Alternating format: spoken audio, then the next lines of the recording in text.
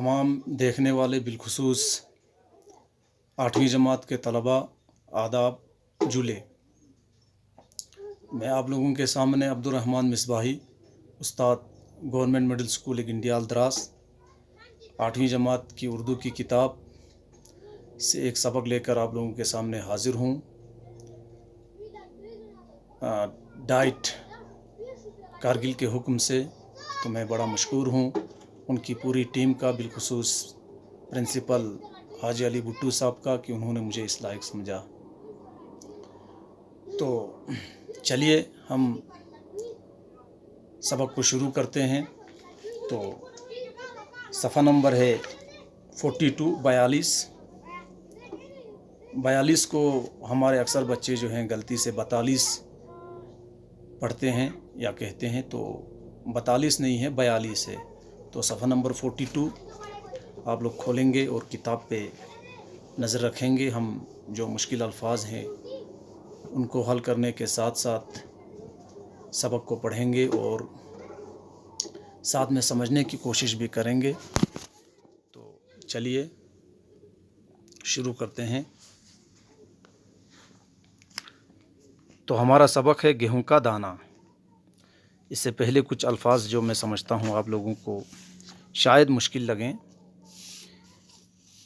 ये सबक है जिसको लिखा है लियो टॉल्स्टॉय ने, जो रूस के रहने वाले थे, और ये एक किस्म का मज़मून है जिसको एक कहानी के टाइप में लिखा गया है।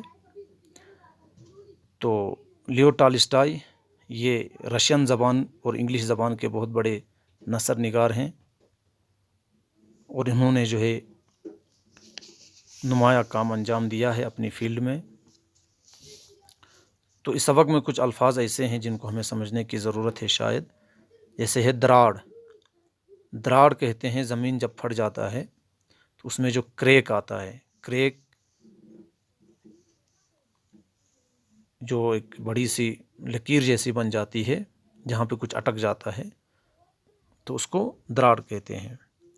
बहस, आपसी गुफ्तगू, बातचीत वगैरह। मुसाफिर हो गया सफ़र करने वाला। मोल लेना, ख़रीद लेना। गेहूं नुमा, गेहूं जैसा दिखाई देना, यानी नुमा हो गया दिखाई देना। चील, इगल या उकाब जिसको कहते हैं। तो चलिए सबक को शुरू करते हैं। गेहूं का दाना। गेहूं क्या हो गया? गेहूं अनाज की एक किस्म है जिसे हम पीस कर जो है रोटी बनाते हैं, और जो हमारे घरों में जो रोटी खाई जाती है वो इसी की होती है, गेहूं से बनाई जाती है। ये हमारे यहाँ भी पाया जाता है, हमारे इलाका करगिल और उसके गिरदो नवाह में। लेकिन जो हमारे यहाँ जो ज़्यादा जो अनाज पाया जाता है वो है जौ, जिसका हम सत्तू बनाते हैं। चलिए सबक को शुरू करते हैं। एक बार कुछ बच्चे खेल रहे थे। करीब ही ज़मीन में एक दराड़ थी। दराड़ यानी क्रैक। बच्चे खेलते खेलते वहाँ पहुँच गए, यानी उस दराड़ के करीब पहुँच गए। क्या देखते हैं कि वहाँ एक अंडा पड़ा हुआ है, यानी दराड़ के बीच में ऐसे फंसा हुआ है। जब उन्होंने गौर से देखा तो मालूम हुआ कि वो अंडा नहीं है बल्कि गेहूं का दाना है, क्योंकि उसमें गेहूं के दाने की तरह एक गहरी लकीर थी। वो कैसे? देखिए, इसको इसमें समझने की कोशिश करेंगे। जैसे मान लीजिए ये अंडा है, ये भी इसी शक्ल का है, लेकिन इसमें क्या है, बीच में एक लकीर है जो अनाज में होता है। तो इसकी वजह से ये समझ गए कि ये एक गेहूं का दाना है। लेकिन अभी उन्हें भी ये जो है पूरी तरह, वो लोग भी मुतमईन नहीं थे। दाने की तरह गहरी लकीर थी। अभी बच्चे बहस कर रहे थे कि एक मुसाफिर वहाँ पहुँचा। मुसाफिर भी ऐसी अजीब व गरीब चीज़ देखकर हैरान रह गया। उसने बच्चों को पैसे देकर उसे मोल लिया। उसने सोचा शायद कोई अजीब व गरीब चीज़ हो, और बच्चों का क्या काम, चालाक था इसलिए ख़रीद लिया। मुसाफिर उसे शहर में ले गया। वहाँ पहुंचकर उसने उसे वहाँ کہ راجا کے ہاتھ بیچ دیا، یعنی نفع کمایا اس نے۔ راجا نے فوراً اپنے عقلمند درباریوں کو بلایا، درباری مطلب جو اس کے دربار میں بیٹھتے تھے ان کو بلایا، اور یہ گیہوں نما انڈا دکھا کر کہا، کیا کہا؟ اب جو کسی کی جو کہی ہوئی بات ہوتی ہے ان کو ان کوماس کے بیچ میں لکھا جاتا ہے۔ یہ دو کوما جو ہوتے ہیں جس کو انگلش میں انورٹڈ کوماس کہتے ہیں، اور اردو میں ان کو واوین کہا جاتا ہے۔ جب یہ کوما جب لگایا جاتا ہے تو اس سے پہلے یہ دو بندیاں لگائی جاتی ہیں۔ تو جب شروع کرتے ہیں تو اس طرح کا نشان ہوتا ہے بات کو، جب ہم شروع کرتے ہیں، اور جب ختم ہوتا ہے جملہ تو ہم اس کو ایسے اس کو بند کرتے ہیں، یعنی اس کے بیچ میں ہم جو بھی بات کہیں گے وہ یہاں سے شروع ہوگی، جیسے خالد نے کہا ہے نا، کیا کہا، وہ یہاں سے یہاں تک ہوگا، ٹھیک ہے۔ تو یہ گیہوں نما انڈا دکھا کر بادشاہ نے کہا، کیا کہا، بتائیے یہ کیا ہے، گیہوں کا دانہ ہے یا مرغی کا انڈا؟ یعنی سوال پوچھتا ہے بادشاہ اپنے درباریوں سے، اور یہ جو نشان ہے یہ سوالیہ نشان ہے۔ تمام درباریوں نے اسے غور سے دیکھا، کسی کی سمجھ میں کچھ نہ آیا، چنانچہ گیہوں کا دانہ پاس ہی ایک کھڑکی میں رکھ دیا گیا۔ ذرا سی دیر میں ایک چیل آئی اور اس نے اس میں چھید کر دیا، چھید مطلب سوراخ کر دیا۔ درباریوں نے غور سے دیکھا تو معلوم ہوا کہ وہ سچ مچ گیہوں کا دانہ تھا۔ کیسے معلوم ہوا کہ سچ مچ تھا؟ جب چیل نے اس میں جو ہے چھید کر دیا تو اگر انڈا ہوتا تو اس میں سے پانی وغیرہ کچھ نکلتا یا وہ پھوٹ جاتا، لیکن جب ایسا کچھ نہ ہوا تو وہ سمجھ گئی یہ گیہوں کا دانہ تھا۔ یہ دیکھ کر سب لوگ حیران رہ گئے کہ یہ کیسا گیہوں کا دانہ ہے، یعنی تعجب ہو گیا۔ تو یہاں پر یہ جو نشان آپ دیکھ رہے ہیں یہ جو ہے تعجب، حیران وغیرہ جب جملے میں پایا جاتا ہے تو اس میں یہ نشان لگتا ہے، اور ایسے جملے کو جملہ استجابیہ کہتے ہیں، جس کو انگلش میں ایکسکلیمیٹری سینٹنس کہا جاتا ہے، اور اردو میں جملہ استجابیہ۔ اور یہ جو جملہ تھا جس میں کچھ پوچھا جاتا ہے، سوالیہ جملہ یا جملہ استفہامیہ کہا جاتا ہے۔ راجا نے کہا، کیا کہا، یہاں سے یہاں تک ہے۔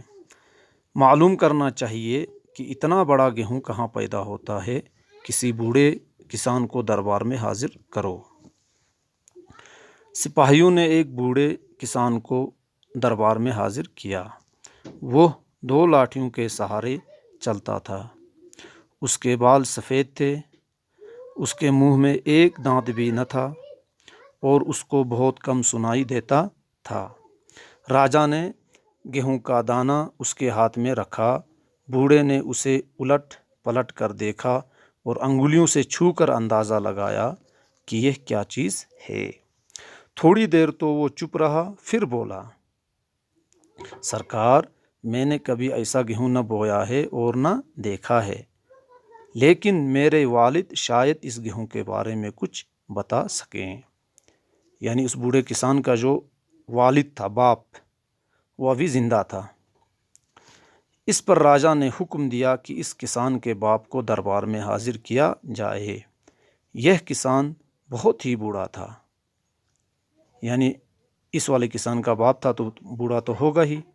وہ ایک لاٹھی کے سہارے چلتا تھا، یعنی بیٹا 2 لاٹھیوں کے سہارے تو باپ 1 لاٹھی کے سہارے چلتا تھا، اور اس کی ایک آنکھ ابھی کام کرتی تھی۔ راجا نے گیہوں کا دانہ اس کے ہاتھ پر رکھا اور پوچھا، بڑے میاں، کیا آپ نے اتنا بڑا گیہوں دیکھا ہے؟ یہ بوڑھا کسان بھی کچھ بہرا تھا، لیکن اپنے لڑکے جیسا نہ تھا۔ یعنی پہلے والا جو تھا وہ اس کا بیٹا کمزور تھا، آنکھیں بھی کمزور تھی، تبھی تو اس نے چھو کر اندازہ لگایا ہے نا۔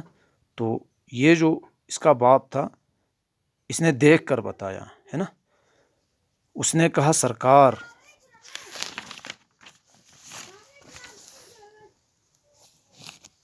میں نے آج تک کبھی اتنا بڑا گیہوں نہ بویا ہے نہ دیکھا ہے۔ بویا ہے مطلب یعنی کھیتی وغیرہ اس کی نہیں کی ہے، اور کبھی مول بھی نہیں لیا یعنی خریدا بھی نہیں، کیونکہ ہمارے زمانے میں مول لینے کا رواج ہی نہ تھا۔ ہم اپنے کھیتوں میں اتنا اگاتے تھے کہ مول لینے کا سوال ہی پیدا نہ ہوتا تھا۔ ان دنوں روپیہ پیسہ بھی نہ تھا۔ ہمارا گیہوں آج کے گیہوں سے بڑا نہ تھا۔ میں نے اپنے والد کی زبانی اتنے بڑے گیہوں کا ذکر تو سنا ہے، ان کے زمانے میں ایسا گیہوں ہوتا تھا، آپ ان سے دریافت کر لیں۔ کن سے؟ یعنی یہ جو دوسرا بوڑھا آیا اس کے باپ سے، یعنی پہلے والے کے دادا سے۔ اب اس بوڑھے کسان کو بھی حاضر کیا گیا دربار میں۔ وہ دربار میں جوانوں کی طرح بغیر کسی سہارے کے چلتا ہوا آیا، یعنی کوئی لاٹھی وغیرہ اس نے اٹھائی ہوئی نہیں تھا۔ اس کے ہاتھ پاؤں مضبوط تھے، اس کی آنکھوں میں چمک تھی، اور وہ بہرا بھی نہ تھا، یعنی اپنے بیٹے اور پوتے کی طرح۔ راجا نے گیہوں کا دانہ اس کے ہاتھ میں دیا۔ اس نے جیسے ہی اس گیہوں کو ہاتھ میں لیا تو مارے خوشی کے اچھل پڑا اور بولا، یہ تو میرے زمانے کا گیہوں ہے۔ خوشی کے مارے، ہے نا، تو اس میں بھی جو ہے ایک قسم کی خوشی وغیرہ ہے، حیرانگی وغیرہ ہے، تو یہاں پر بھی یہ جو ہے جملہ استجابیہ ہے۔ راجا نے پوچھا، بڑے دادا کیا آپ بتا سکتے ہیں کہ ایسا گیہوں کب اور کہاں پیدا ہوتا تھا؟ کسان بولا، مہاراج یعنی راجا، مہا بولتے ہیں بڑے کو، راج ہو گیا راجا۔ میرے زمانے میں ایسا گیہوں ہر جگہ ملتا تھا اور بویا جاتا تھا۔ میں نے اپنی جوانی میں ایسا گیہوں بویا بھی ہے اور کھایا بھی ہے۔ راجا نے پوچھا، بڑے دادا کیا ایسا گیہوں بازار میں بکتا تھا؟ کسان نے جواب دیا، سرکار، ہمارے زمانے میں کوئی بھی اناج بیچنے کا گناہ نہ کرتا تھا۔ ہم میں سے کوئی بھی پیسے کا نام نہ جانتا تھا، یعنی اس وقت پیسے وغیرہ کا رواج نہیں تھا، پیسہ موجود بھی نہیں تھا، اور اسی لیے اناج وغیرہ کوئی بیچتا نہیں تھا۔ ہر ایک کے پاس اپنی ضرورت کے مطابق گیہوں ہوتا تھا۔ تو پیارے بچوں، آج کا سبق ہم یہیں تک پڑھیں گے۔ کل یہ جو ہے تھوڑا سا بچتا ہے، اور اس کے بعد اس کی مشقیں انشاءاللہ ہم کل کریں گے۔ تب تک کے لیے جو ہے آپ اس سبق کو پڑھیں، اور اس میں جو مشکل الفاظ ہیں ان کو سمجھنے کی کوشش کریں، اور اس کہانی کو جو ہے یاد کرنے کی کوشش کریں۔ اس بیچ اگر کوئی لفظ وغیرہ سمجھ میں نہیں آتا ہے تو مجھ سے جو ہے آپ کانٹیکٹ کر سکتے ہو۔ میرا موبائل نمبر آپ نوٹ کر لیں، 9469734506۔ تب تک کے لیے والسلام۔